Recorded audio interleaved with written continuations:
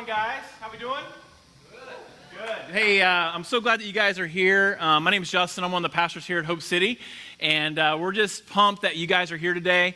If you're a guest with us, I know you could be a lot of different places today, and we're just honored that you would choose to be here and spend some of your morning with us, especially during the Colts game. I think kickoff is in like 10 minutes, so hopefully I'm going to pretend that you're going to be on the Hope City Indy app and not checking the score of the Colts game. Just as you're looking at your phone, I'm just going to pretend that in my mind because I'll feel much better about myself, so that'll be awesome.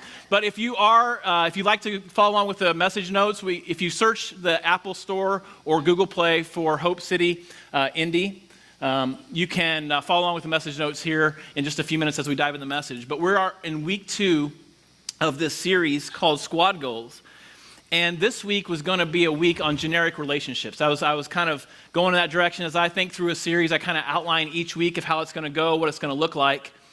And just a few weeks ago, as I was thinking through what we're going to talk about as a church, and really not just what we're going to talk about as a church, but we're 3 weeks in. We're 3 weeks into the life of Hope City Church. And I just thought, man, I don't want to just look at what we're going to talk about. I want to think through who we're going to become. And there was a shooting that happened in Tulsa. There was a shooting that happened in Charlotte. There were riots that took place in Charlotte. And I just thought, Sunday morning is the most segregated time of the week. There are black people that go to black churches. There are white people that go to white churches. We have a Hispanic church over on 96th Street. There's a Chinese church right down the street at 106th and Carmel. And I just thought, with all the racial tension in our country today, why isn't the church leading the conversation on that? Why do we avoid tough subjects just because we don't have the answers? And as I thought about some of the squad goals that we have, I want us to be a colorblind church. I want us to be a church that sees people equally and treats people equally. And not only when people walk in the door, but I want us to be known in our community as that. This isn't a white church. This isn't a Carmel church. This is an Indianapolis church, and our heart and our people should reflect that desire. And so we're going to do something in my mind. I was on staff at a church of 8,000 for 6 years, and so in my mind, this was going to be this awesome, cool video we're going to show with Jadana and Brandon and Trish. It was going to be amazing. You guys were going to cry and weep, and it was going to be awesome.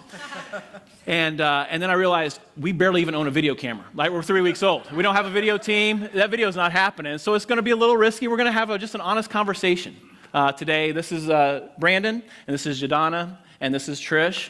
And so we're just going to talk through some things today, and then I'm going to close out with a message this morning. But I invited these guys up here because, as you can see, we're all different colors. And we all have different life experiences. And so I'm just going to give you guys a chance. We'll start with you, John, down at the very end. Beautiful. That's my wife. And just kind of share who you are, where you grew up, and just a little bit about your background. Okay. My name is Trish, and I grew up in a blue-collar town called Joliet. It sits about 45 minutes south. One person. If you've heard of the Blues Brothers, we're the prison in Blues Brothers. That's what we're known for, so we're pretty amazing. But my dad is Hispanic. My maiden name is Lopez, and so although I'm a fair-skinned Latina, I grew up in a very culturally diverse house. I have nephews that are both African American and Mexican, and so we call ourselves the Blexicans. That is our family. But even the school that I grew up in was extremely diverse, and so I did not learn to see color until I got into ministry and realized how segregated the church was. And so it's interesting as we unpack this and we have honest conversations that I feel like I grew up in a culture and in a church culture that I assumed everybody else did, where there was every ethnic background, every socioeconomic background represented. My name is Jadana. I grew up on 146 in Cary, so I've lived in Carmel my whole life. My family, we always lived in Carmel, but we never went to church in Carmel. We always went to church in Indianapolis, so a half an hour away. my whole life, so I knew the all-black church culture, but then I knew the all-white neighborhood, and I went to Carmel High School, Carmel Middle School, Cherry Tree Elementary, so then I knew like the all-white kind of school dynamic. In either one, I was either, in Carmel, I was the Oreo, the one who was black on the outside but white on the inside, but at my school, or at my church in Indianapolis, I was the same thing. Neither fully identified me as who I was because they all saw me as wanting to be someone else when I was like, I'm being who I am and that's who I am. My parents grew up in Flint, Michigan, and they were always hesitant. When my dad first got his job, they're like, ooh, do we want to move to Carmel? We don't want our kids to only know that when they grew up in such, like the literal opposite of Carmel. So they had some hesitations, and I think I just have been able to come to terms with being a black person and growing up in the area I have. I never like thought about it. I never really processed it until I was in college, until about last year, a year and a half ago, where I finally accepted that as what it was and didn't feel like I needed to justify my race in the area I live in. That's ridiculous. So I've just been learning that and still processing that and realizing that because I sound or look or grew up in a certain area does not negate who I am. And yeah, we'll talk more. That's good. That's good. Brandon? Cool. Well, good morning, everyone. My name is Brandon. I was born and raised in Baton Rouge, Louisiana, and I grew up in a low middle class family, and most of my teenage years, my dad struggled with drug addiction, and that eventually resulted in me being raised, for the most part, in a single parent home. Which is not uncommon for a lot of young African-American males. And so growing up, I faced many of the challenges that a lot of young men face. And for me, it was having mentors around. Luckily, I was able to be a part of a youth ministry in high school, and that radically changed my life. The church that I went to was a very multicultural church, and so I was raised in a Southern Baptist church, and that's all that I knew, where it was segregated, right? It was an all-black church pretty much. And then when I was a part of the youth ministry, it was radically, radically different. And so that opened my eyes to see something that I had never seen before, to be exposed to people from many, many, many, many different walks of life that I haven't been exposed to before. And so, for me, one of the things is understanding and realizing, young men who have walked, whose shoes I've walked in before, and overcoming the trials and the tribulations that we've, encountered and we, face on a daily basis. That's good. Well, one of the statistics that I came across as I was kind of researching for this weekend is that the state of Indiana, 92% white. Carmel, Indiana, 97% white. So most of the congregation here today, white. What do you guys feel? What do we take for granted? Even Trisha is Hispanic, but she looks white. So what do we take for granted that you guys live with every day when you're in environments where you're always the minority? Do you guys feel that? Like, do you guys still, even though it's been predominantly your whole life, do you still feel the tension in some of those things, Jadana? I'm thinking. People always say, wow, you look so intense right now. I'm just thinking. I didn't know if you were mad at me or something. No, I'm not mad. That's just like my thinking face. I'm zoning in. Yeah, that's all I've known. So and again, I just said I'm learning to process. It's something I've never really thought deeply about until recently. So I think maybe just me not knowing what that feels like is something that people take for granted. The fact that I have no words to say because I am so not used to it. I mean, that speaks for Do you feel like you have to be something that you're not, No. depending on the environment that you're in? Well, I think everyone does that to a certain extent, but no, because I think I used to for sure, like in high school. If I could relive high school, I would do it so differently now with what I've kind of learned in the past year and a half and processed. But I do think I want it to not be labeled as stereotypes. A lot of people who had never really been friends with black people had in their minds. So I would try to like consciously not be who they thought black people were. But I think that's changed now. I'm like, you think what you think, I'm going to be who I am. So That's good. figuring it out. That's good. Brandon, what about you? What are some things that you feel like we take for granted, not having to live with some of the emotions and some of the feelings that you've had growing up? Yeah, I think, for me, it's just, and some of the things I'll speak sort of from, what I've experienced is, I've been in a store where, I've walked past an older, white woman and have literally seen her like clutch her purse about it. And I'm like, you can be a little bit more discreet about it. Like, I can see you, and and so, kind of seeing that and kind of, like Jadana was saying, I've been in situations where I've felt that, I need to pretend to live up to this expectation because I don't want them to think that all black people act a certain way because of the stereotypes that are out there, right? And so, I think that's one of the things. And then there are many things I think in society that many black people have to deal with. Yeah. And it's not anyone's fault who's here. It's just a result of the choices that people in the past have made. And I think we have to acknowledge, one, that there are those differences and try to understand where we've been to help shape what the future looks like. That's good. Have you guys experienced like seeing, we can go onto YouTube, we can get on our phone almost in real time and see violence from police officers toward black people?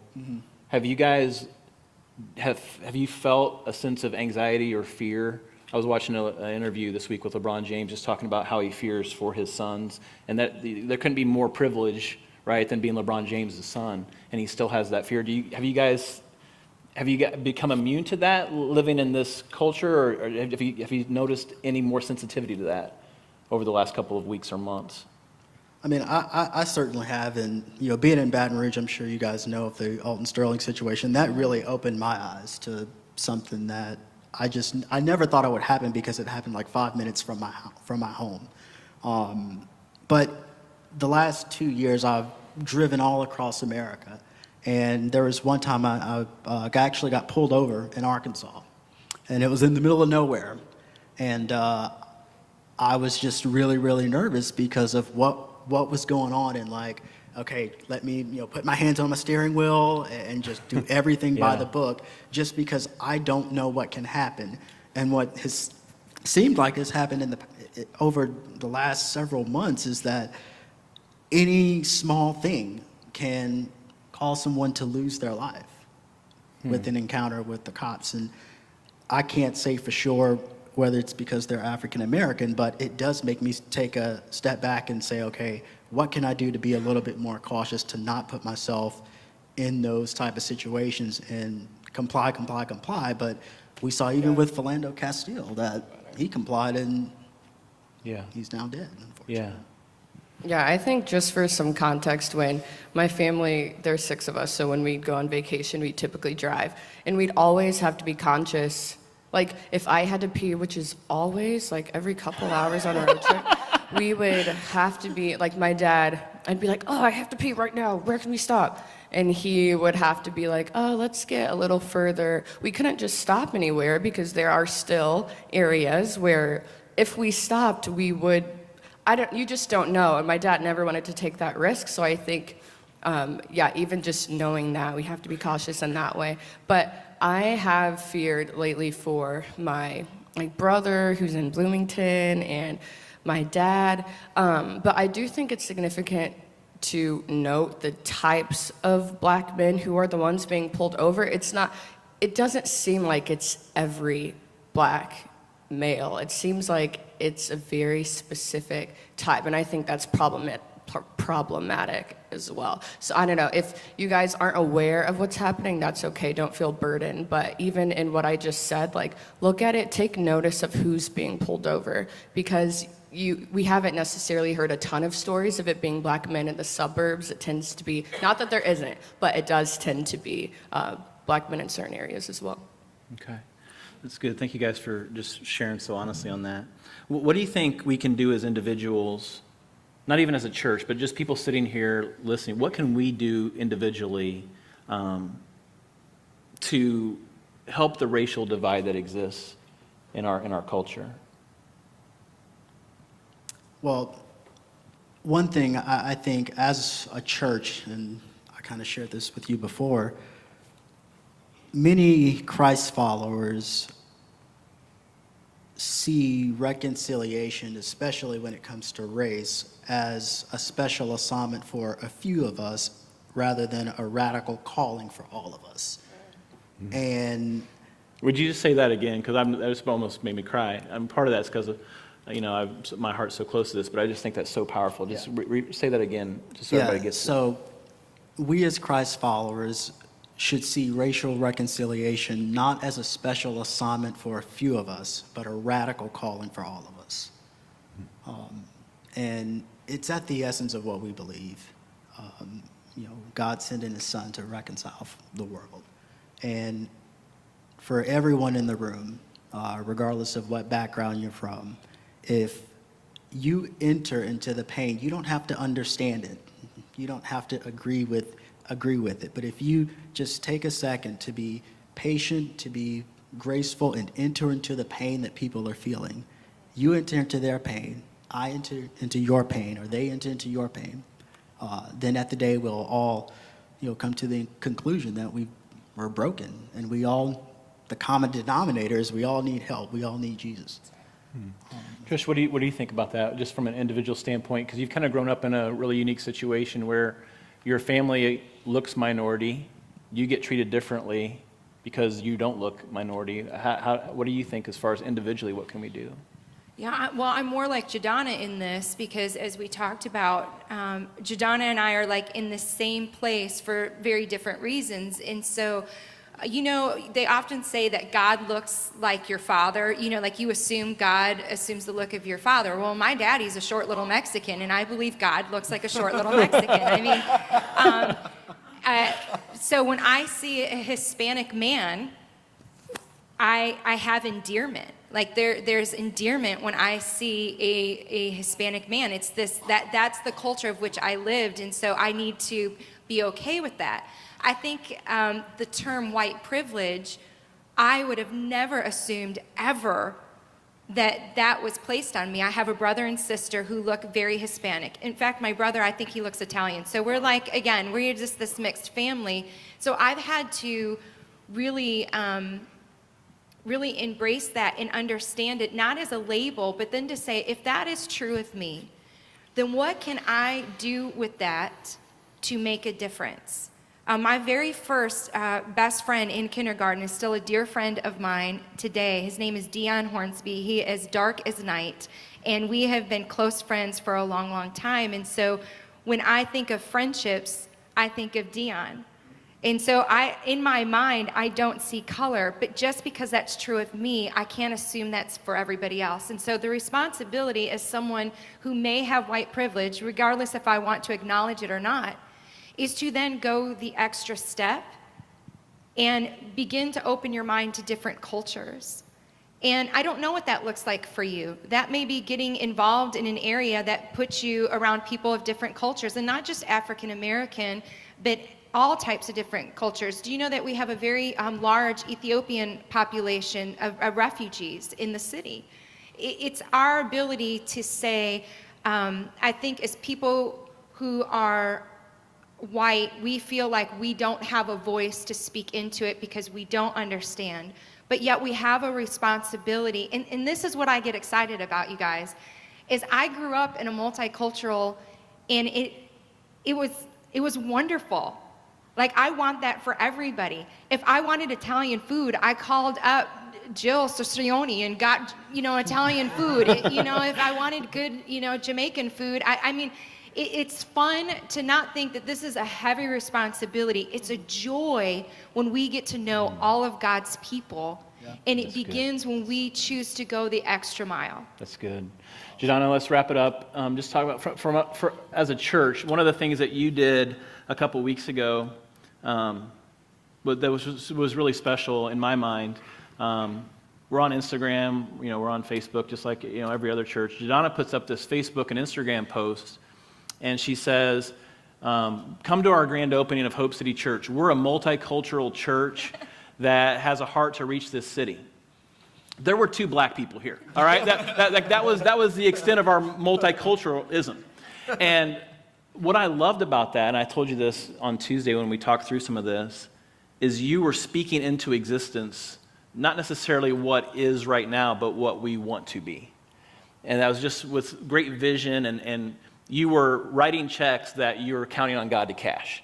And I love that. And so what can we do as a church to continue to pursue that? Yeah. No pressure at all. So I think it's cool that we're doing something like this because it allows everyone to start to understand what type of church we want to be. Like, casting vision is like this beautiful, complex thing that I love. But it also takes individuals understanding what that looks like for them. And I'm learning so much about perspective and how common it is, but like you were saying, people don't think that they're almost qualified to share it if they don't feel like they have examples or whatever. So just realizing that we're all people, we're all one person, there's no one like us ever. We all think about things differently than the person next to us simply because we're different, and that's great and that's awesome. And open your mouth, like share that with someone, talk to people. You hear a lot of ignorant things, but that's okay. Like, it's not problematic that what you think is ignorant or naive because it's maybe never been challenged. So bring up what you think, like talk to someone about it, and just start those conversations that can have huge impacts. That's good. Can you guys help me thank these guys for just sharing so honestly today? Thank you guys so much. One of the things that I realized as I was thinking through this whole thing, and we even talked about this the other day when we were sitting down and just kind of walking through this, is I'm prejudiced. Like, I have prejudice. And I try to hide it, and I try to pretend like I don't, and I internalize it really well. And I say, well, I love God and I love everyone, but then I'm on a plane and a Middle Eastern person gets on. And I start racially profiling someone. Or I'm downtown Indianapolis and somebody that looks kind of sketchy walks past me. And I don't clutch my purse, but because I hide it better than that, but I definitely have thoughts of prejudice in my heart, and I think all of us do. And one of the things that we were talking about, I was asking Brandon and Jadonna, I'm like, do you guys feel prejudice against people who aren't your race? And I think every single person, if we're really honest, we do. And here's the reality. I don't want to. And the best way to overcome a heart that does something that God never intended is to acknowledge it, own it, and submit it to God. And here's what I find fascinating. Racial profiling is nothing new. Racism is nothing new. It existed in the Bible. We're going to look at a story today in Luke chapter 10. And it's one of my favorite stories in all of the Bible because Jesus steps into this moment, and the race that was hated the most in the Jewish culture was a race called the Samaritans. And it was because the Jewish people biracially married another race and created this subculture of Samaritans, and they were despised by the Jews because they weren't God's chosen people, and the people of God had disobeyed God in marrying them, and so they ostracized them. They were second-class citizens, and they treated them like dirt, and they had nothing to do with them. And Jesus steps in the story we're going to look at today in the few minutes that we have left, and he makes the Samaritan the hero to overcome racial prejudice and to overcome racial profiling. And so follow along with me. If you have that on the app, you can look it on there. You can follow along on the screen. It says this: one day an expert in the religious law stood up to test Jesus by asking him this question: "Teacher, what should I do to inherit eternal life?" And Jesus replied, "What does the law of Moses say? How do you read it?" The man answered, "You must love the Lord your God with all your heart, all your soul, and all your strength, and all your mind. Love your neighbor as yourself." "That's right," Jesus told him. "Do this and you'll live." The man wanted to justify his actions, so he asked Jesus, which is, I love that because that's what we do. Like, we know the answer and we know what the right thing to do is, but we want to justify our actions, so we say, "But," and he says, "Well, who is my neighbor?" And Jesus replied with a story. A Jewish man was traveling from Jerusalem down to Jericho, and he was attacked by bandits. They stripped him of his clothes, beat him, and left him half dead beside the road. By chance, a priest came along, but when he saw the man lying there, he crossed to the other side of the road and passed him by. A temple assistant walked over and looked at him lying there, but he also passed by on the other side. Then a despised Samaritan came along, and when he saw the man, he felt compassion for him. Going over to him, the Samaritan soothed his wounds with olive oil and wine and bandaged them. Then he put the man on his own donkey and took him to an inn where he took care of him. The next day, he handed the innkeeper 2 silver coins, telling him, "Hey, take care of this man. If his bill runs higher than this, I'll pay the next time I come here." Now, which of these would you say was a neighbor to the man who was attacked by bandits, Jesus asked. And the man replied, "The one who showed mercy." He can't even say the Samaritan.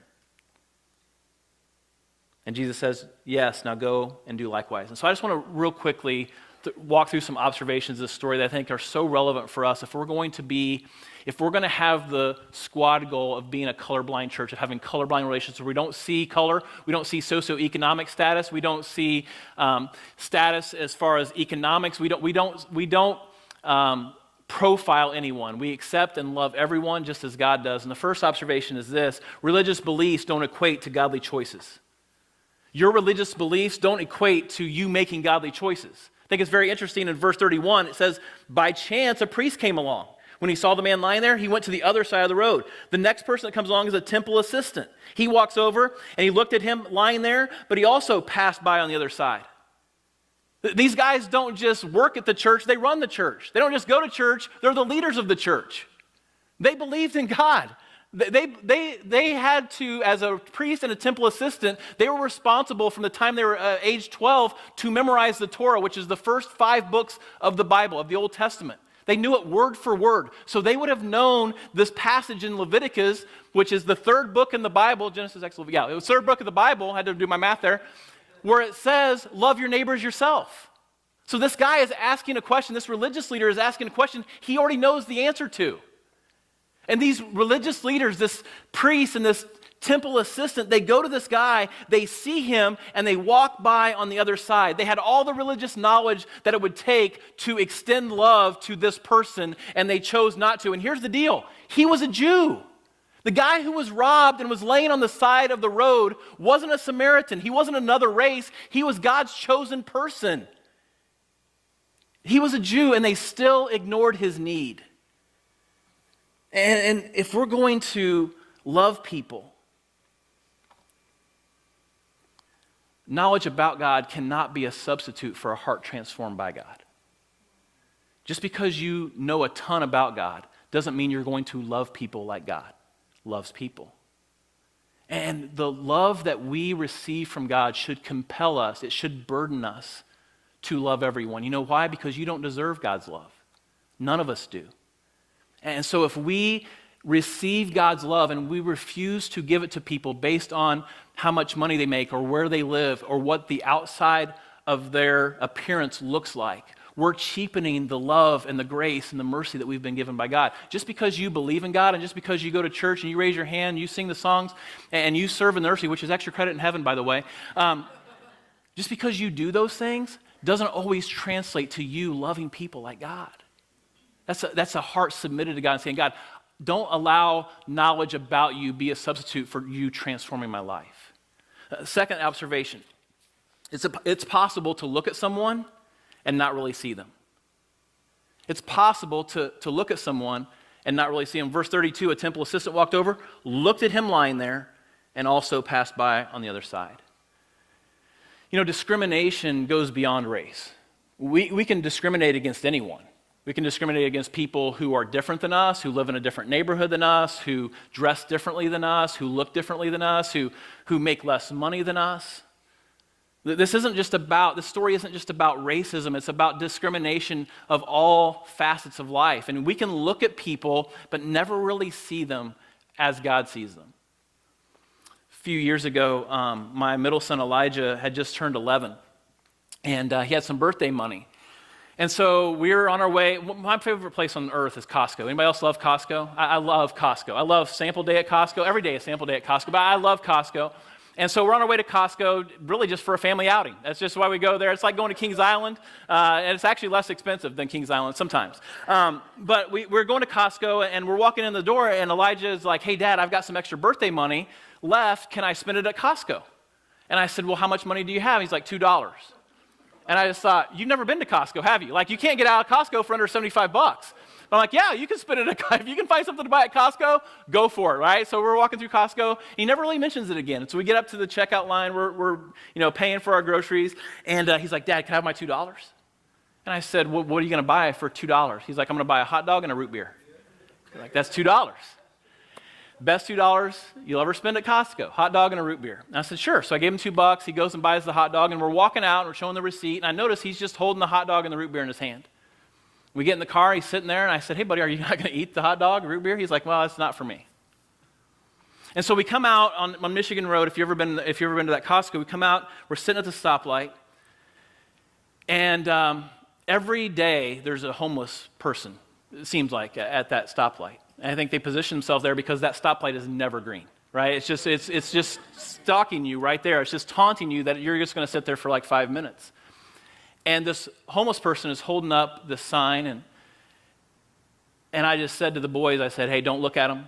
Don't look at them. You don't want to embarrass them. Don't look at them. Don't stare at them. Don't make a scene. Just ignore them. And Elijah says, well, I bought my hot dog and my root beer for him. He saw him on the way in.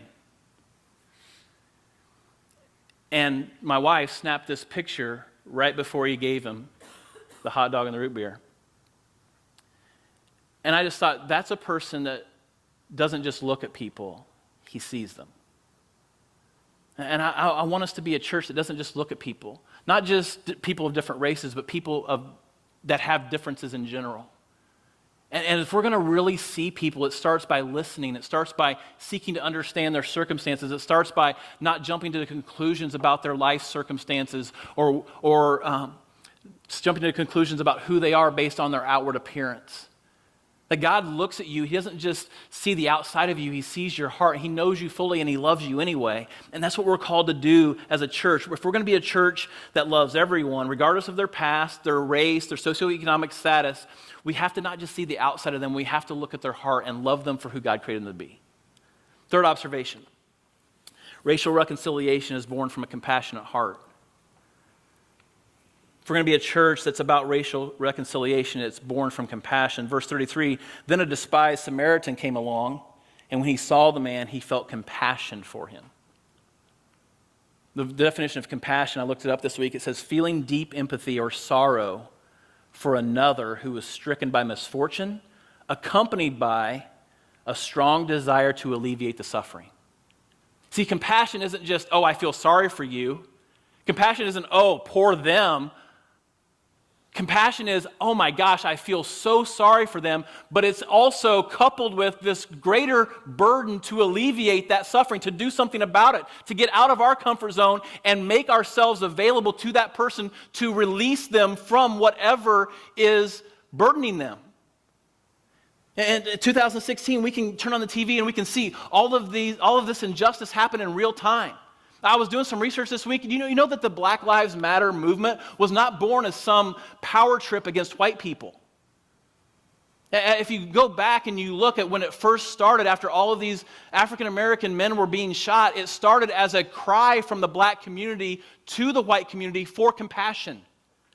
It was our response to it that made it volatile. It was our response to it that made it segregated. It wasn't this, man, black lives matter more than white lives matter. It wasn't that at all. That's what we made it in social media. If we're going to have compassion, if we're going to bridge the gap through racial reconciliation, I don't care what your political view is, your biblical view, if you're a follower of Jesus, should be compassion.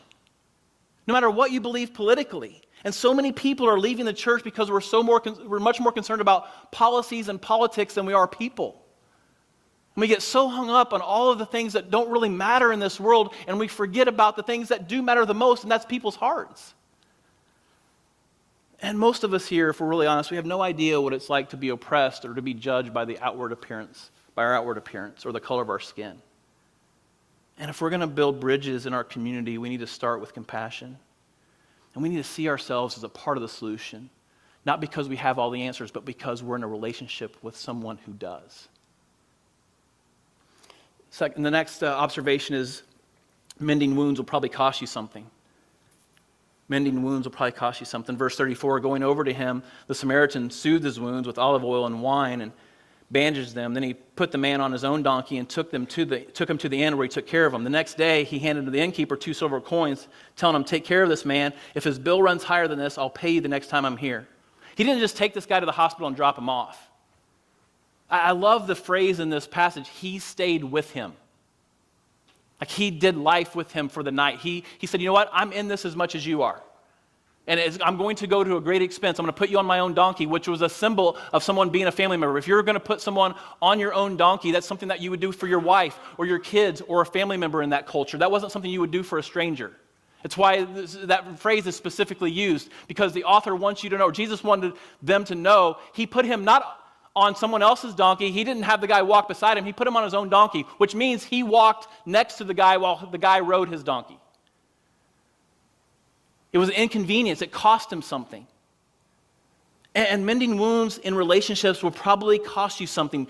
Building a bridge in the racial divide of our culture is going to be messy. It's not going to be easy. It's going to take you outside your comfort zone. You're not going to have the words for it at times. It's going to be really uncomfortable. You're probably going to mess it up. We're going to mess it up as a church. But we're going to pay the price for it. You know why? Because everybody matters to God, and they should matter to us. And finally, mercy is the currency of colorblind relationships. Jesus says, which of these men would you say was a neighbor? And the guy says, the one who shows mercy. You know, the church, not just this church, but the capital C church, should be the most loving place in the world. The church should be the least judgmental place in the world. The church should be the most accepting place in the world. The church should see beyond racial status, tax bracket status, economic status, marital status. The church is the place of total and complete equality. Do you know why? Because the ground is level at the foot of the cross. We're all equal. We're all in desperate need of grace. And if we're going to be the church that God has in mind, it doesn't start by us trying to fix everything. It starts with us by loving everyone. There's no way that one church or one person can change our culture, but we can change the cultures that we live in. We can change our families. We can change our kids. We can love people in the way that God calls us to love them. And it's that love that transforms hearts. It's not policies. It's not trying to figure out who's right or who's wrong. It's not guilt or shame. It's grace and love. It's a squad goal of mine that no matter how much money you have in the bank, no matter what the color of your skin, no matter the mistakes of your past, Hope City can be home. And so let's not just look at people, let's see them.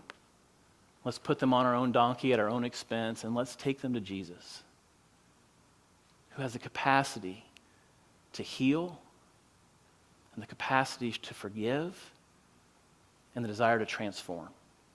Let's pray together. God, we thank you so much just for this honest conversation. Thank you for your word that's just so relevant for us. And it's just encouraging to know that we're not the only culture that struggled with this. that you walked among people who had different views about others based on their nationality or their ethnicity, based on their employment status, based on the tax bracket they were in. Their discrimination has existed for a long time, and it breaks your heart. Would you cause it to break our hearts? Not because we're superior or that we're better than any other church, but because we're overwhelmed by your grace. We're undone by the fact that when we were a long way from you, you came running to us. You found us, and you made us sons and daughters of you. You, God, forgave us. And can the love that we have for our community be an overflow of that amazing grace, that amazing love? And that's our prayer this morning, God. In Jesus' name, amen.